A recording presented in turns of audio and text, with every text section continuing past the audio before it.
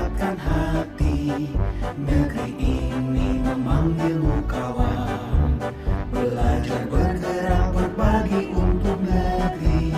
Guru penggerak majukan pendidikan, guru penggerak menghamba pada murid, kreatif rancang pembelajaran, hargai potensi tingkatkan prestasi, lahirkan profil pelajar Pancasila.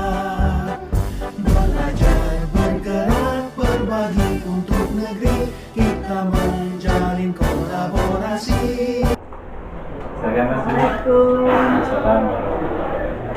Saya Mas Bu. Pintunya Bu ditutup. Oh iya.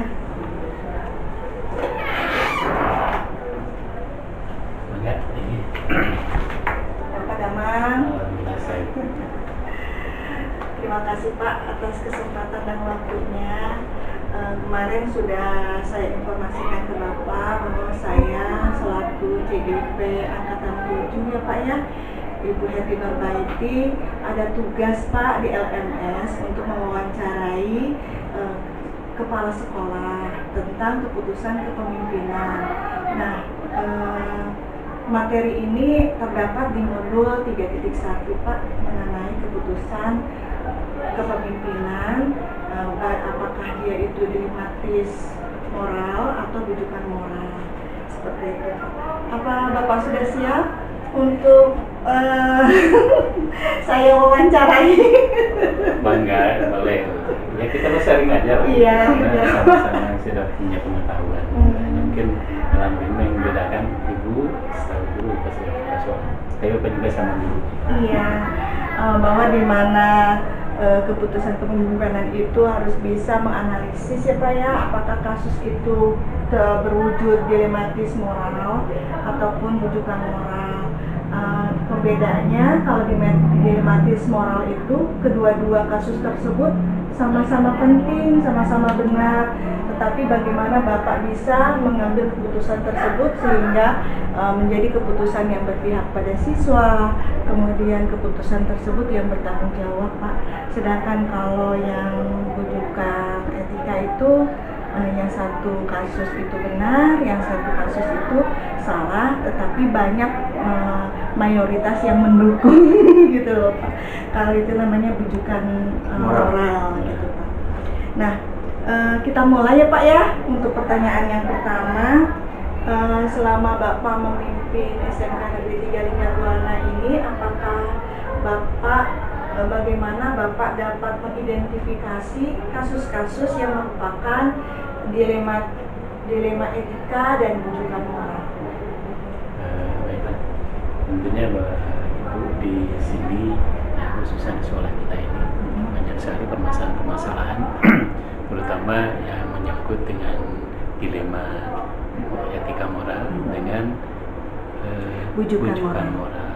Dan tentunya ini untuk rujukan moral itu kan biasanya tergantung kepada penilaian kita baik atau tidak baik. Terus kalau menyangkut etika, berarti ini menyangkut dua-duanya baik. Dan untuk menentukan bahwa ini baik atau tidak baik, terus atau untuk mengambil satu keputusan, tentunya kalau baik tidak baik itu akan lebih mudah.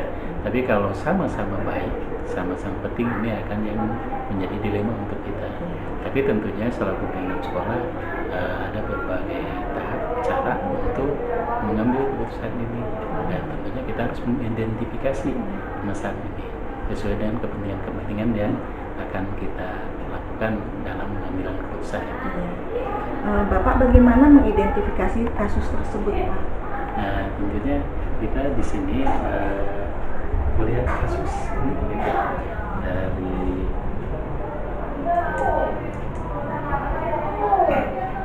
dari kasus-kasus ini, maka ini baik gitu ya, terus apakah ini berguna gitu. Nah, ini tentunya harus dijadikan dasar untuk mengambil keputusan itu. Jadi harus apakah kasus ini baik dan kasus ini berguna untuk dalam pengambilan keputusan Pak ya. Selama ini bagaimana Bapak menjalankan pengambilan keputusan di sekolah, terutama untuk kasus-kasus di mana ada dua kepentingan yang sama-sama benar, Pak, atau sama-sama mengandung nilai kebajikan, Pak.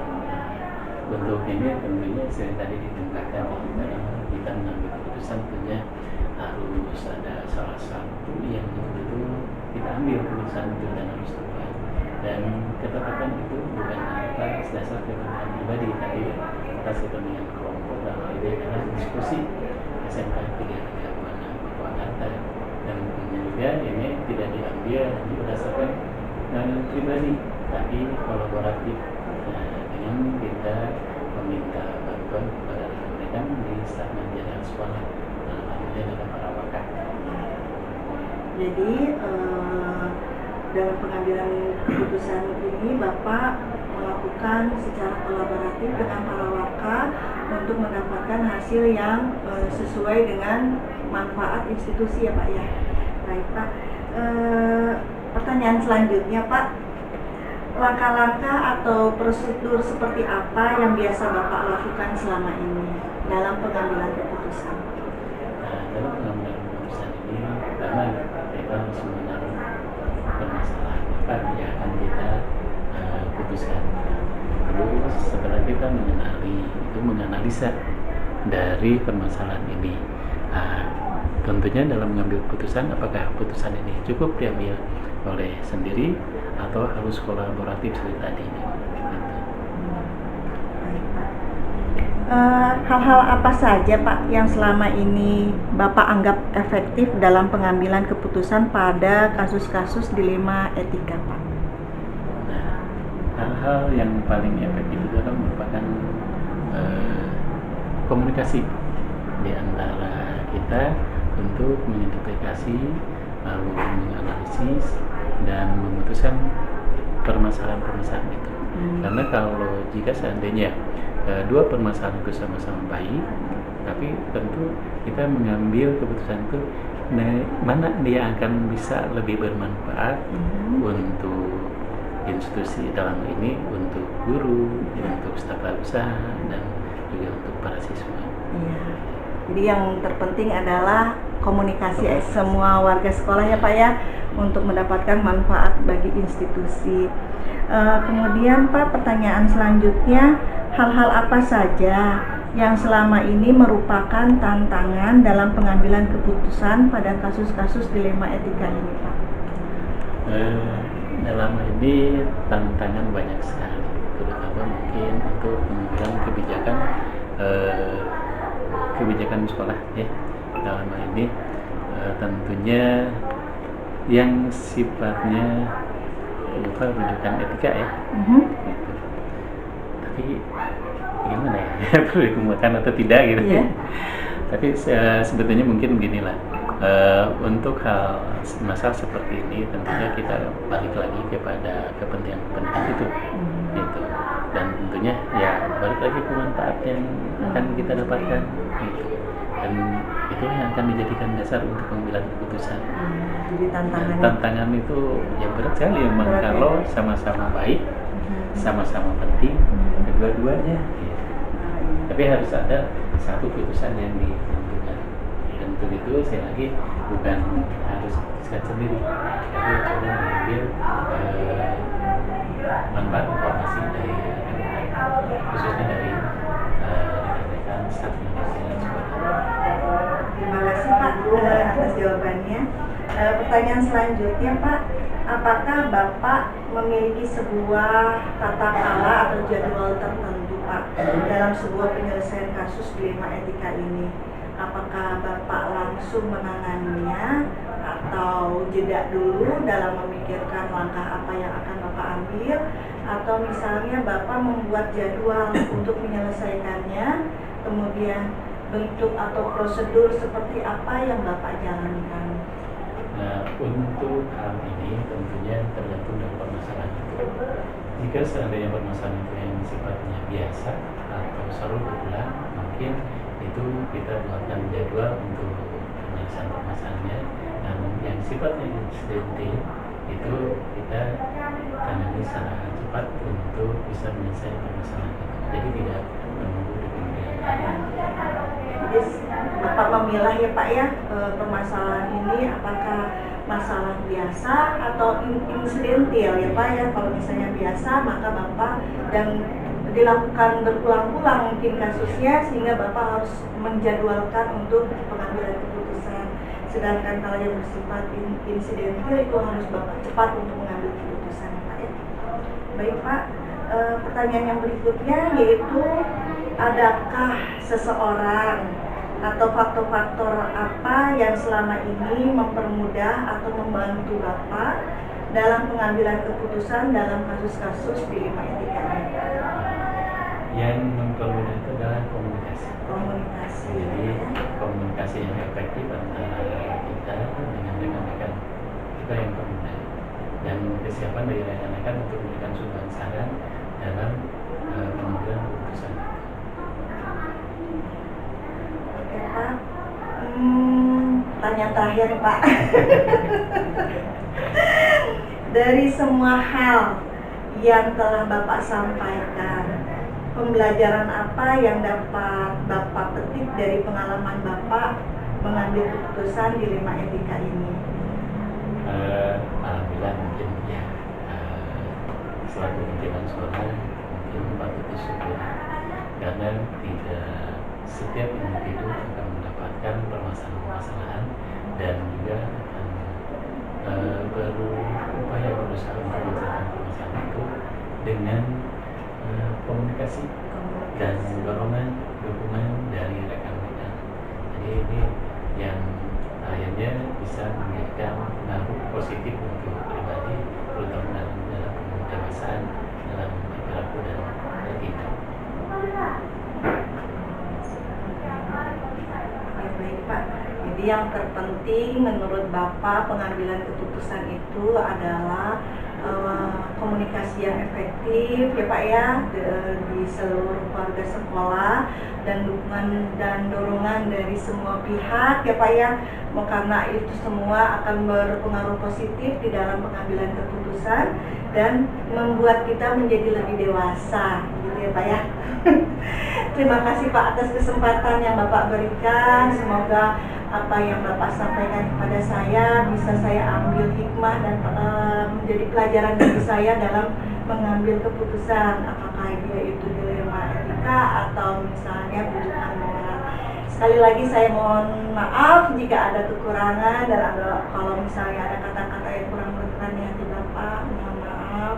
Sekali lagi saya ucapkan terima kasih atas waktunya, atas kesempatannya. Mohon maaf kalau diganggu waktunya. Ya, Bapak juga mengucapkan terima kasih dan atas pelayanan yang Bapak lakukan. Mungkin banyak kekurangan dan tidak sesuai dengan harapan yang selama ini dijadikan angan-angan dari jawaban-jawaban. Ada pertanyaan-pertanyaan itu yang harus Bapak jawab gitu. Dan mungkin itulah apa yang Bapak sampaikan adalah merupakan apa yang ada di Bapak ya, gitu ya. Dan Bapak mengucapkan terima kasih Ibu telah sudi bertanya kepada selaku pimpinan suara untuk hal-hal permasalahan yang ada di tugas dari CGP tersebut. Mudah-mudahan Ibu diberikan kesehatan, kemurahan rezeki, dan dipanjangkan umur. Selamat untuk menjalankan tugas berikutnya. Sepertinya waktunya sudah ini ya Pak ya. Saya mohon izin karena ada lagi satu tugas Pak untuk mewawancarai kepala sekolah yang lain, karena kami CGP harus mewawancari 3 kepala sekolah Pak. Yang kemarin alhamdulillah saya sudah melakukan wawancara dengan Ibu Sumiati, kepala sekolah SMA Negeri 1 Wanayasa. Kemudian sekarang Bapak nanti jam 2 Pak akan mengadakan wawancara dengan Pak Ade Suhedin Pak. Iya, Cibogo yang di Subang itu Pak. Mohon diri Pak. Terima kasih banyak. Assalamualaikum Pak. Assalamualaikum.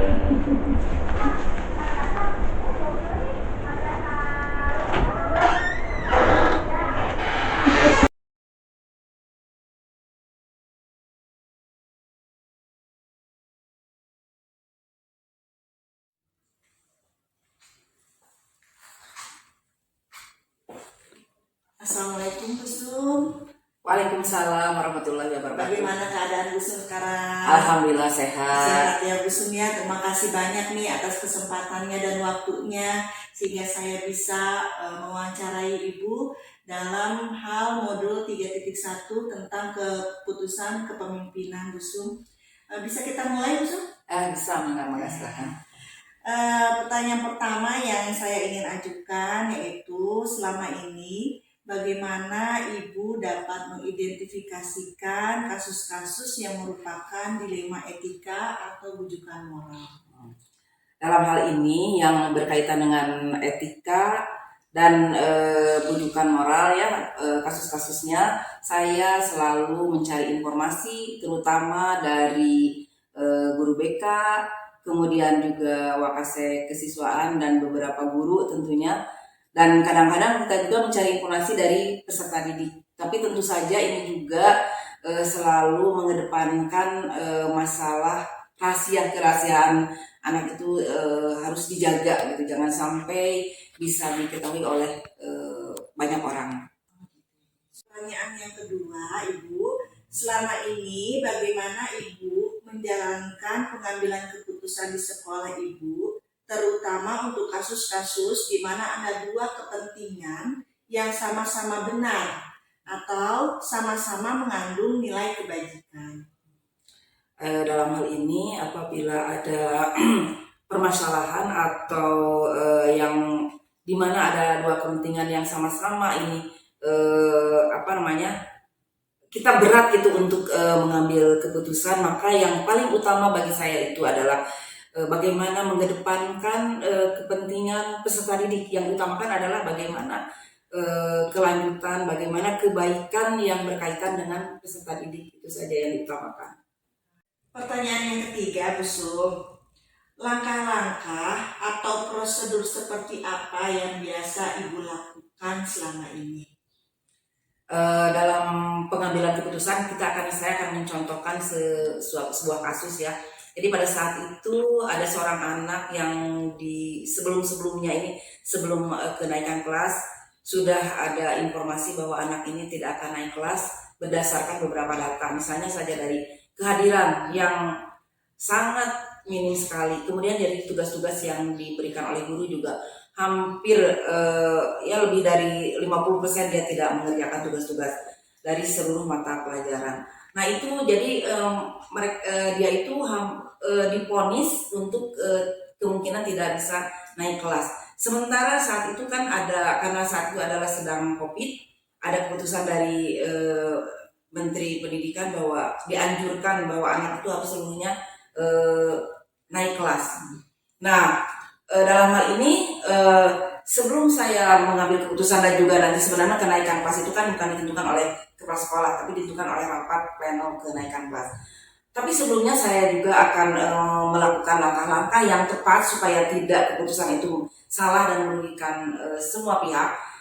Yang pertama adalah saya memanggil orang tua dan ingin tahu kenapa anak itu bisa seperti itu. Banyak hal-hal yang tidak dilaksanakan kewajiban dari anak tersebut. Padahal memang sebelumnya juga tentu saja wali kelas, kemudian guru BK juga sudah sering memanggil. Tapi saya ingin ada kejelasan. Nah itu dipanggil orang tua dan saya juga ingin menjelaskan dari wali kelas sejauh mana wali kelas itu menangani anak tersebut. Demikiannya dengan guru BK. Sebelum kita selanjutnya mengambil keputusan yang lebih lanjut lagi. Ya, kita lanjut ya ke pertanyaan yang keempat, Bu Sum. Hal-hal apa yang selama ini Ibu anggap efektif dalam pengambilan keputusan pada kasus-kasus yang tadi Ibu telah sebutkan? Yang paling efektif adalah kita selalu berkepala dingin dan selalu berupaya untuk bekerja sama dengan semua pihak, sehingga keputusan yang kita ambil itu tidak salah, tapi sudah saya katakan tadi tidak salah dan tidak merugikan berbagai pihak. Dan sebijaksana mungkin keputusan yang saya ambil itu supaya bisa terutama ini yang berpihak kepada peserta didik ya, supaya bagaimana kelanjutan peserta didik ini di masa yang akan datang. Kita lanjut ke pertanyaan yang kelima ya Bu Sum ya. hal-hal apa saja yang selama ini merupakan tantangan dalam pengambilan keputusan pada kasus-kasus tersebut? Tantangan yang paling berat itu, terutama ini kan yang menyangkut tentang etika ya, dari peserta didik yang kaitan dengan yang tadi. Itu terutama adalah dari diri kita sendiri, terutama dari pihak sekolah sendiri. Misalnya saja yang paling berat itu apabila ada guru-guru yang tidak konsisten di dalam melaksanakan tugasnya. Misalnya saja kehadirannya kurang, kemudian juga dalam proses pembelajarannya masih kurang bagus. Nah, itu nanti akan menjadi dilema ketika kita memutuskan kepada anak akan berbalik kepada kita. Seperti itu, terutama ya dari pihak sekolah juga. Dari pihak sekolah ya. Nah, ada yang tidak konsisten gitu ya. Ya, pertanyaan yang keenam, Bu Sum. Apakah Ibu memiliki sebuah tata cara atau jadwal tertentu dalam sebuah penyelesaian kasus dilema etika? Misalnya, Ibu melihat kasus tersebut itu sedang terjadi. Ibu langsung menanganinya atau Ibu diam dulu, berpikir dulu untuk mengambil sebuah keputusan tersebut? Atau Ibu memiliki jadwal ya untuk menyelesaikan dan bentuk prosedur seperti apa yang Ibu jalankan? Kalau kita menghadapi sebuah masalah atau hal-hal tertentu yang berkaitan dengan etika moral dari peserta didik, tentu saja saya tidak bisa mengambil langsung keputusan, tapi saya juga tidak bisa menjadwalkan tertentu. Tapi yang paling penting bagi saya itu adalah bagaimana saya bisa mengidentifikasi permasalahan tersebut, yaitu tadi melalui misalnya komunikasi atau mencari informasi dari guru BK, kemudian dari anak itu sendiri gitu, apa yang menjadi permasalahan, terutama lagi adalah dengan orang tua. Dan yang terpenting ya, jadi saya tidak memiliki jadwal, harus ini. Tapi kalau semua data-data sudah lengkap, barulah kita ambil keputusan.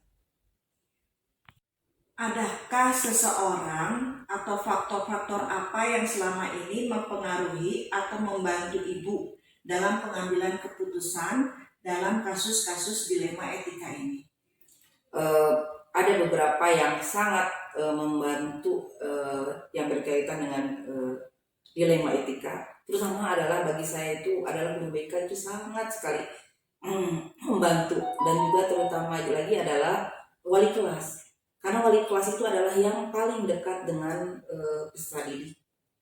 Jadi saya paling mencari informasi, terutama mencari informasi. Kemudian juga untuk penanganan selanjutnya itu selalu saya serahkan. Saya minta bantuan terutama kepada dua orang itu. Tapi tentu saja yang lain juga bisa membantu, misalnya Pak Kasih Kesiswaan dan guru-guru yang lainnya. Ya, pertanyaan terakhir nih Bu Sum. Dari semua hal yang telah disampaikan, pembelajaran apa yang dapat Ibu petik dari pengalaman Ibu mengambil keputusan dilema etika ini?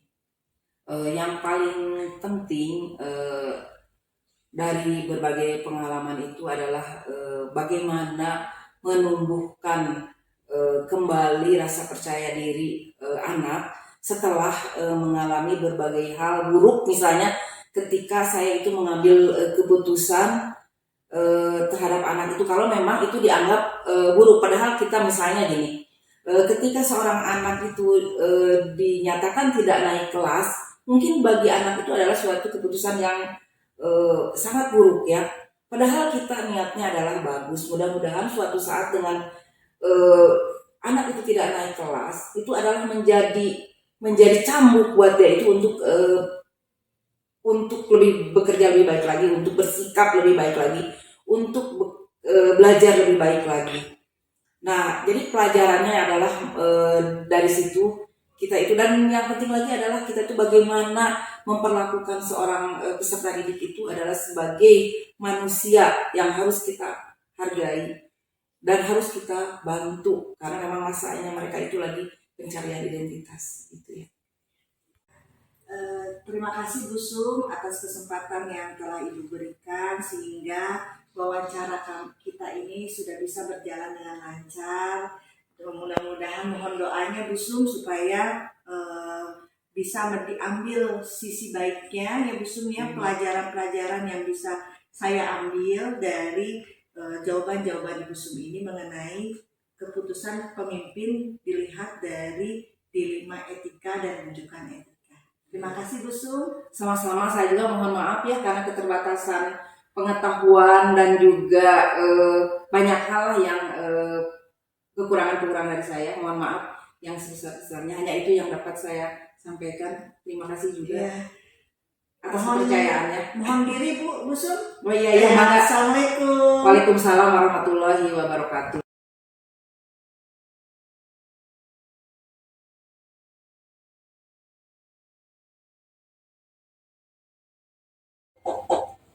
Assalamualaikum. Ya, assalamualaikum.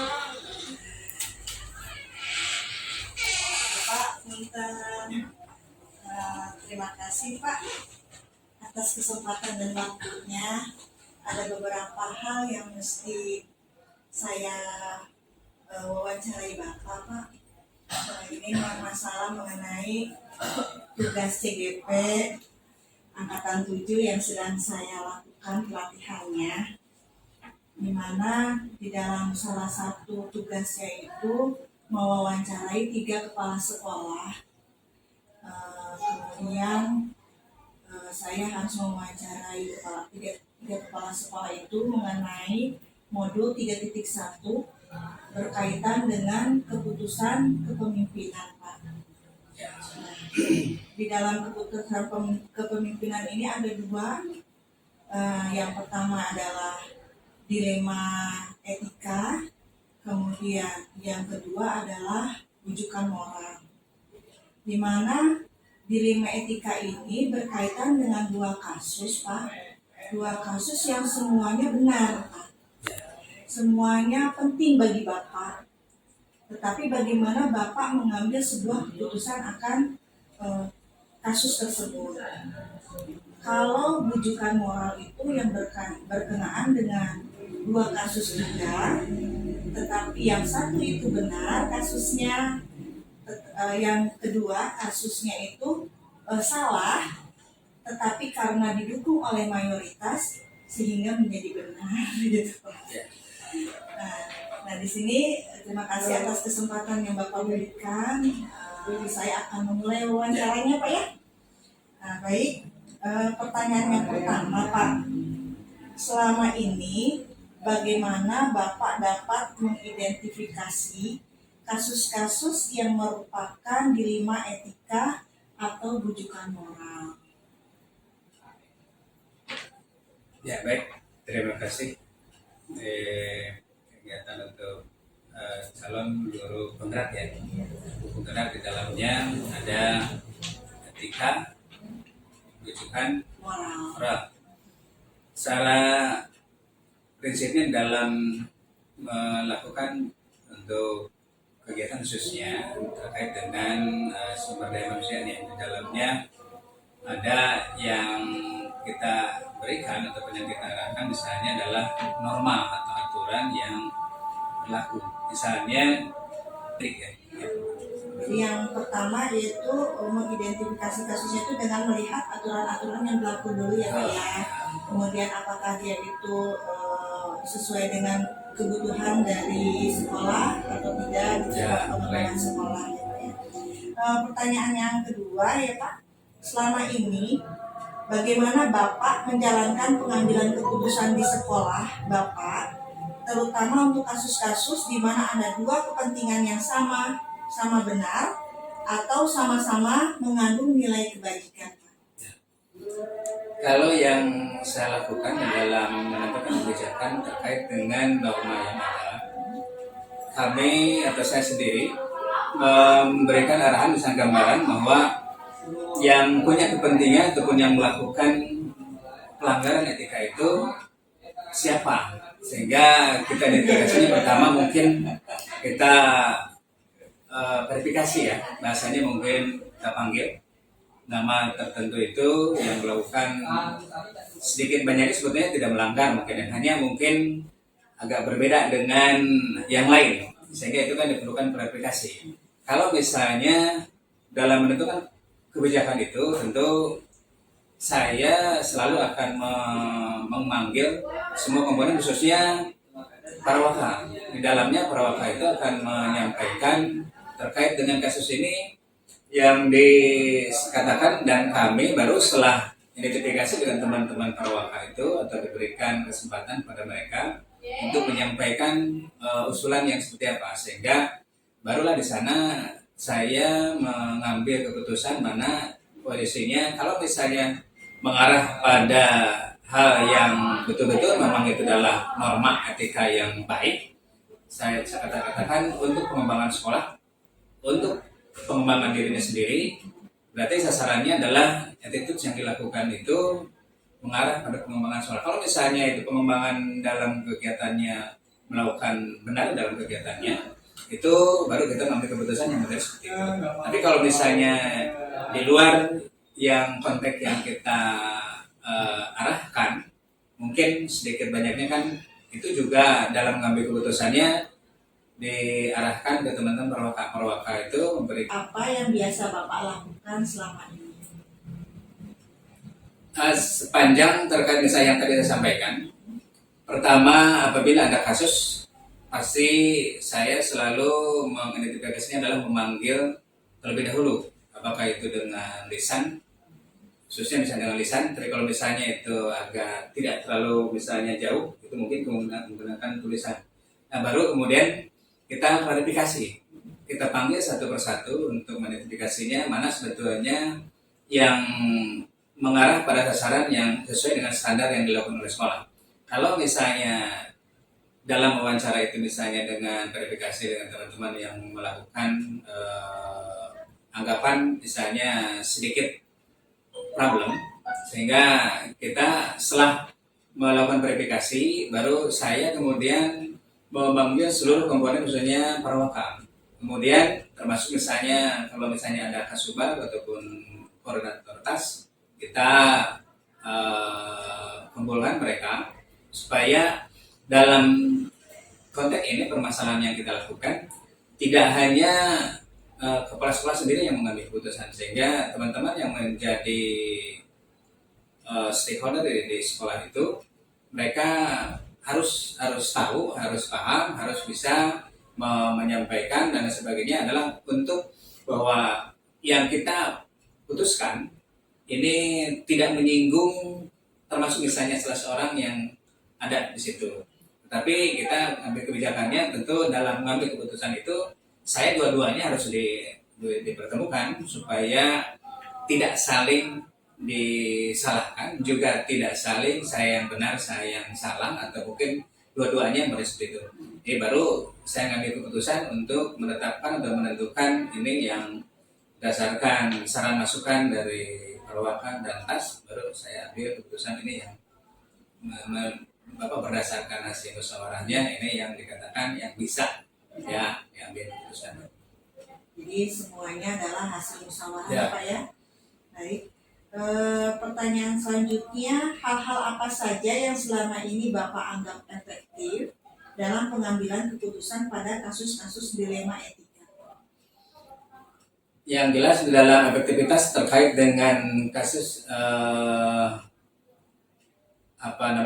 dilema etika itu, yang jelas saya yang paling utama diketahui akan muncul, akan terlihat sebenarnya seperti apa yang dia inginkan, sehingga posisinya yang jelas kalau bagi saya pribadi sebagai pimpinan lembaga tentu harus mengakomodir semuanya di dalamnya supaya si A dan si B-nya ini tidak menjadi patah semangat, tetap untuk melakukan hal yang terbaik.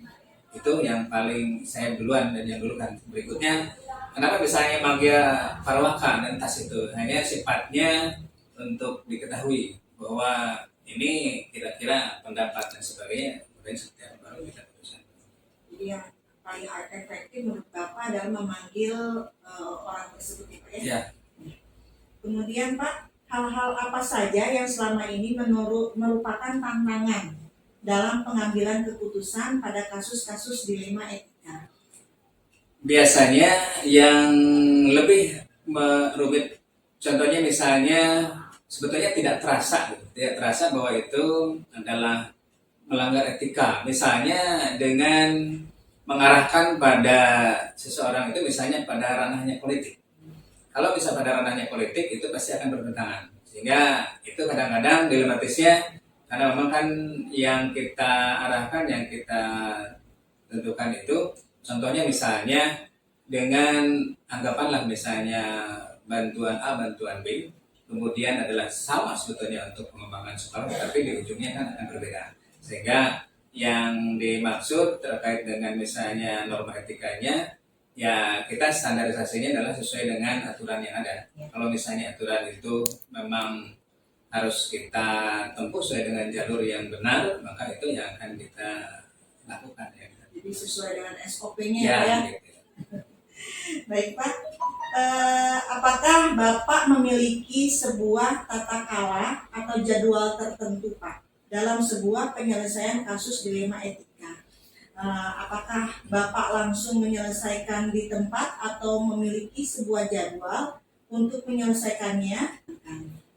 Kalau misalnya untuk menyelesaikan permasalahan yang seperti itu, saya sebetulnya kan tidak ada jadwal. Kalau misalnya permasalahan itu memang urgensinya harus segera diselesaikan, maka diselesaikan segera. Tapi kalau misalnya untuk terkait masalah jadwal pembinaan, itu bukan rutinitas seluruhnya yang ada. Dan untuk efektivitas terkait dengan yang model etika yang model seperti itu kan harus segera diselesaikan. Tidak bisa menunggu jadwal minggu depan ataupun hari tertentu dan sebagainya. Berarti kan harus seketika juga harus diselesaikan supaya tidak berkembang permasalahan yang ada. Jadi sesuai dengan situasi Ya. yang ada ya Pak ya? Situasi Ada yang harus yang- segera diselesaikan. Iya, jadi ada yang sifatnya harus segera diselesaikan, ada yang sifatnya terjadwal. Ya, Pak, kalau seperti- kira-kira misalnya tidak terlalu urgent, ya mungkin itu sesuai dengan jadwal. Tapi kalau misalnya urgensinya tinggi, maka kita lakukan harus segera untuk diselesaikan. Baik Pak, pertanyaan yang berikutnya yaitu, adakah seseorang atau faktor-faktor apa yang selama ini mempermudah atau membantu Bapak dalam pengambilan keputusan dalam kasus-kasus dilema etika? Yang jelas, yang paling utama di dalam mengambil keputusan itu adalah konfirmasi. Konfirmasi itu memang kan biasanya kalau saya itu selalu cari pendapat yang lain untuk mencari benar nggak, atau misalnya ini terdengar atau tidak di halayak, misalnya di teman-teman pendidik. Tapi kalau misalnya itu hanya beberapa orang, mungkin itu kan saya cukup dengan para wakil saja. Tapi kalau misalnya seluruhnya misalnya sudah mengetahui, baru itu kita akan konfirmasi pada seluruh pendidik untuk memberikan saran masukannya masalah tindakan yang dilakukan. Pertanyaan terakhir nih Pak. Dari semua hal yang telah disampaikan, pelajaran apa yang dapat Bapak petik dari pengalaman Bapak mengambil keputusan dilema etika ini Pak? Pembelajaran dan bisa pengalaman yang ada, jelas yang namanya membuat suasana di lembaga menjadi baik, itu tergantung dari kebijakan yang kita putuskan. Tetapi ketika kita memutuskannya kurang efektif atau kurang bahasanya mungkin kurang tepat, maka akan menjadi dilema pada seluruh pendidik yang ada, termasuk misalnya TAS. Sehingga kita pun di dalam menentukan kebijakan itu harus selalu memperhatikan yang ada, khususnya pendidik dan tenaga pendidikan, supaya mereka juga dalam melakukan berikutnya dia tidak memberikan sasaran yang sama seperti yang mereka lakukan. Sehingga dalam kegiatan yang dilakukan itu yang paling kita arahkan sebagai pembelajarannya, supaya kenapa bisa tadi misalnya saya panggil seluruhnya, Jadi intinya supaya jangan sampai terjadi kembali pada teman-teman yang lain. Karena kalau misalnya terjadi kembali sama teman-teman yang lain itu akan menjadikan bumerang pada pimpinan lembaga, sehingga pimpinan lembaga sendiri tidak tenang atau bahasanya ya tidak enjoy dalam kepemimpinan yang ada. Jadi menimbulkan suasana kenyamanan ya Pak ya, Ya. kenyamanan dalam bekerja ya Pak ya. Gitu. Seperti itu Pak wawancara yang bisa saya sampaikan, pertanyaan-pertanyaan yang bisa saya ajukan ke Bapak. Alhamdulillah, terima kasih banyak atas waktu dan kesempatannya. Mudah-mudahan apa yang Bapak berikan, ilmu-ilmu yang Bapak berikan ini bisa menjadi pelajaran bagi saya, calon guru penggerak Pak, di dalam pengambilan keputusan yang bertanggung jawab dan berpihak pada siswa gitu Pak. Ya. Ada yang bisa disampaikan kembali Pak? Saya mungkin berpesannya khususnya misalnya ke Ibu Heti bahwa ke depan itu posisi guru penggerak menjadikan prioritas yang utama. Ketika kekosongan lembaga maka akan diambil dari guru penggerak, sehingga saya pesankan ke teman-teman yang menjadi guru penggerak itu yang jelas yang namanya memimpin lembaga itu anggap Bapak Ibu juga sama halnya seperti memimpin lembaga, sehingga di sana perlu memperhatikan kiri kanan, perlu memperhatikan atas bawah, sehingga kita bisa membuat suatu keputusan itu memang betul-betul tepat yang ada. Dan di dalamnya juga yang namanya tadi yang paling utama, kita memang harus tegas, tapi ketegasan itu juga harus bisa memberikan efek pada seluruh lingkungan supaya lingkungan itu tidak merasa tidak nyaman, atau bahasanya mungkin dalam lingkungan itu nyaman atau seperti apa ya, hal kecil mungkin itu yang tidak terasa lah pada sendiri. Kondusif Ya, ya Pak ya. jadi intinya yang ke guru penggerak sasarannya untuk selalu memberikan yang terbaik ya. Terima kasih. Terima kasih Bapak atas waktunya. Mudah-mudahan Bapak selalu sehat, Amin. selalu dipanjangkan umurnya, selalu dilapangkan rezekinya. Demikian Pak. Assalamualaikum warahmatullahi wabarakatuh. Waalaikumsalam warahmatullahi wabarakatuh.